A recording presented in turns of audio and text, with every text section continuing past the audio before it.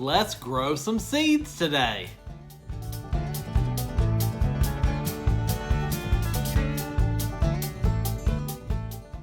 What's up, YouTube friends? Thank you so much for joining in to Horticulture Geek today. I'm Ray, and we are going to work on some seed starting today. Now, I know every gardening channel out there on YouTube land does a seed starting video. There's really no way to recreate this wheel any more than it has been recreated. So I'm just going to show you what I do.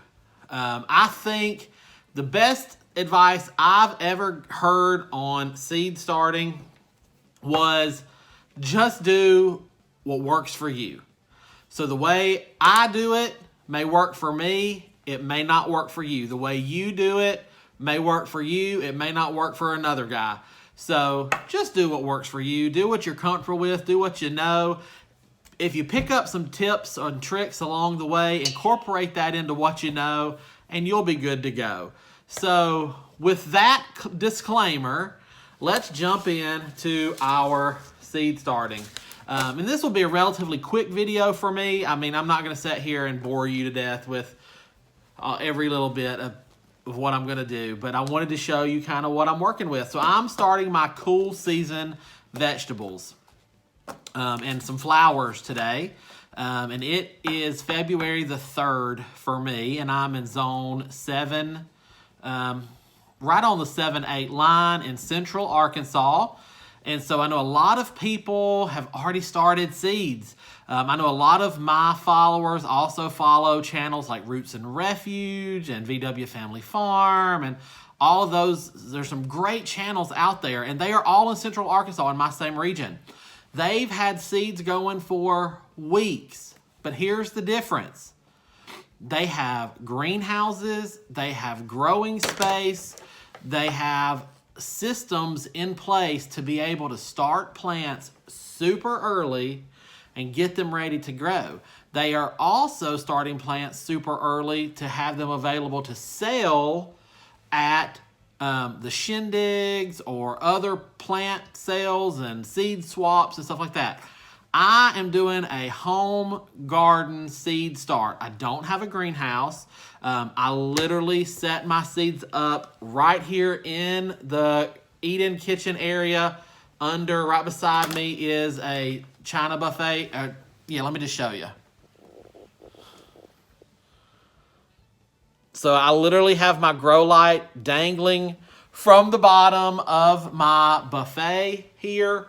And I have a heat mat that I put on the floor and plug in. And I just do it here. Easy, simple. But with that, I don't start seeds super early. I can't afford to start seeds super early.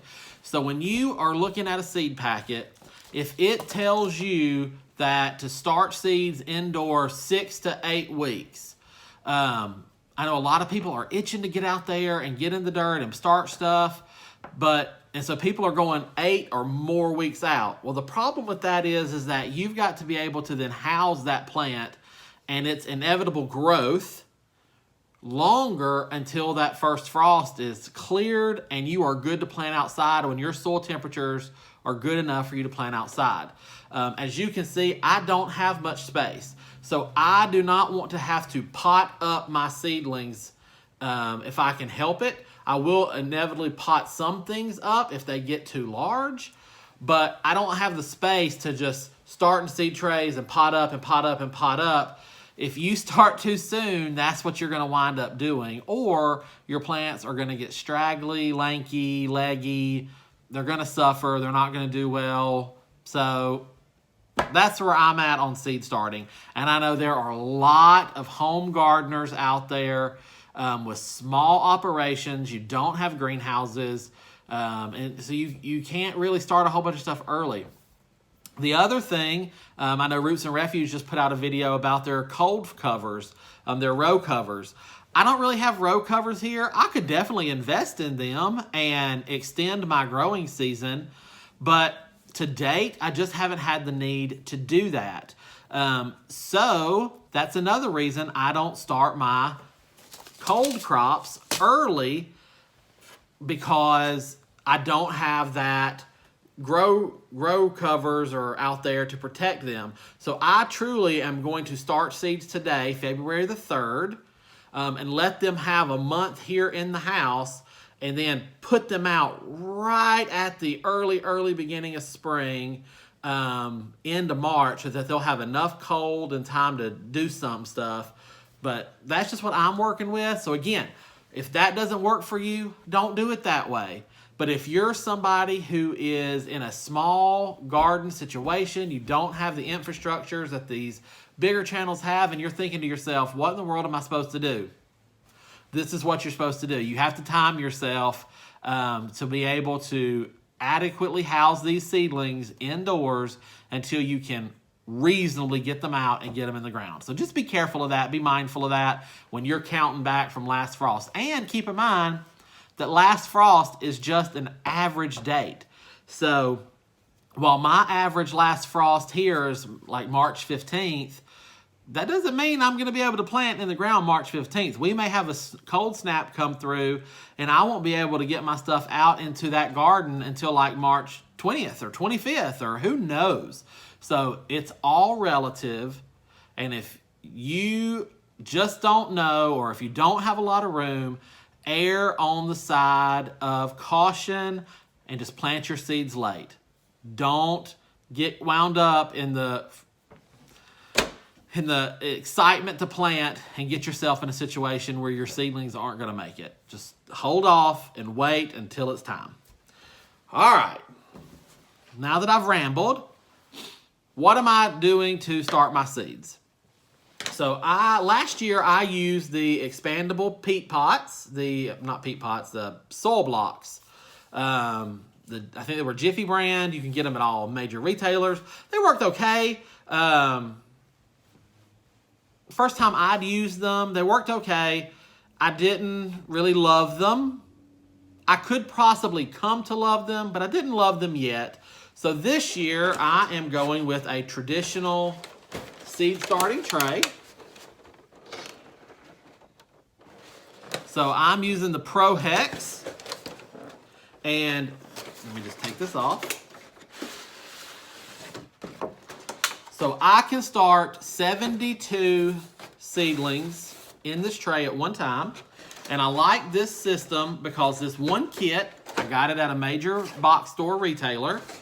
It comes with my removable seed trays. It comes with my greenhouse dome. And it comes with my solid, no holes, tray pan. Why is this important? Because you've got to water these seedlings. So you want a waterproof tray so that you're not getting water oozed out all over your house. Now, if you have a greenhouse or an outdoor growing seed starting area, one of the mesh bottom trays might be work for you. That just allows water to free fall. I don't have that set up. So I'm using the solid bottom tray. So when I water, and I will actually water from underneath, I'll put the water in here and let the seedlings soak up the water from the bottom as they need it, and I won't have any spills or mess in the house. And then what I'm using to fill these seed cells is a seed starting mix. It is a Jiffy product, again, major box store, but it is specifically a seed starting mix. You don't necessarily have to use a seed starting mix if you know what you're doing and you're comfortable, but if you're new to seed starting, if you're not comfortable with seed starting, just get a seed starting mix. Spend the extra $2 or $3 or $4, whatever it is. Get the seed starting mix because it is blended to ensure that the soil will hold moisture, but not hold floods of water around your plant. It drains enough that the seeds won't drown. Seed starting mix it's a recipe that is exactly what your seeds need. So I'm going to take my seed starting mix. I have this pre-moistened and ready to go. And I have some footage of me moistening this soil that I'll plug in right here.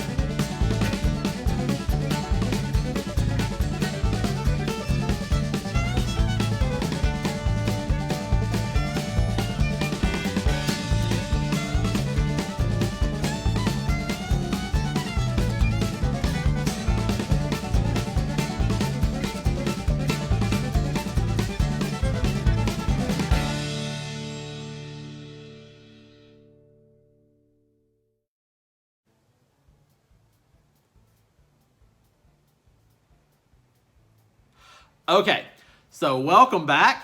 So what you're looking for when you pre-moisten your seed starting mix is that when you squeeze this soil, like I showed you a second ago, water will ooze out and it will form a clump, okay? Like a little ball, almost like the consistency of bread dough or something.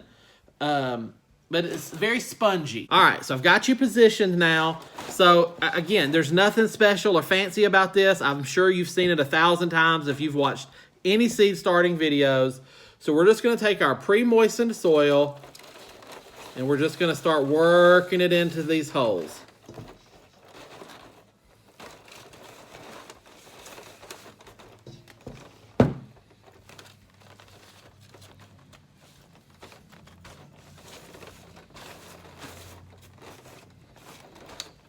All right, I'm gonna continue working on this and I'll see you in a minute. All right, I'm back. And as you can see, I've got the trays all filled. Gave it a little tap to make sure everything's settled down. I did go through and I just pushed the soil down slightly to make sure that I had soil through the entire cell, but I did not compact the soil. You don't want compacted soil. You just want to make sure that you don't have this much soil and then this much air where the soil's just floating on an air pocket, if that makes sense. So you just slightly tap it down. You can see I'm just tapping down, pushing down, and that's all there is to it. All right, let me get the camera put back up and we'll talk about the next step. All right, I'm back. The next thing that you want to do before you start pulling seeds out is get your plant labels ready. These are essential because you will forget what is what. I've done it. We've all done it. It's okay. Get yourself ready. All right, so now that I've got my broccoli row labeled, I'm just going to show you it. Now this broccoli happens to be a pelletized seed. So let's open this package up.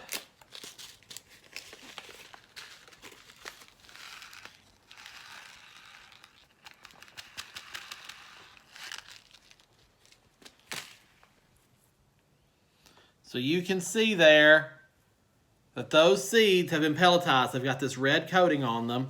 That just makes it easier to handle in place. I'm going to take 2 little seeds. It's so hard to see. And I'm going to put 2 of these per cell. So all I'm going to do is just kind of use my finger. Let me set you down here where you can see. I'm going to take my finger and just kind of make a little indentation. Drop my 2 seeds in there. And then give them a little cover. And I'm going to do that all the way down the row.